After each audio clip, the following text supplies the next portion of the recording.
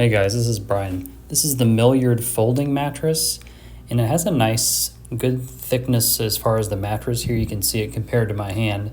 This top is kind of like a memory foam here, and the bottom, it seems a little more stiff. But what you're going to want to do is the frame is pretty strong here. You're going to set up the sides before you take this off and lay it down. It's just going to be easier on your back. So what I do is I take this little side piece, it folds out. It has this little extension bracket. This just goes on the little steel knobs here.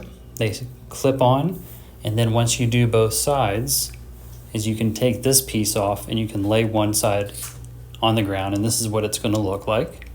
So it's a good size mattress, and this is kind of what it looks like when I'm pressing my hand down into it.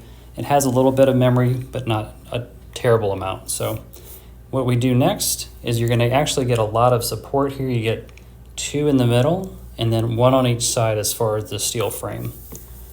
And when you're done, you're just going to, you can move the mattress around if you need to. When you're done, you're going to just take this piece up one at a time, fold it up, and then use that little hook to attach them. Now this is what it looks like after we've got the mattress cover and the sheets on. We've got some pillows up here.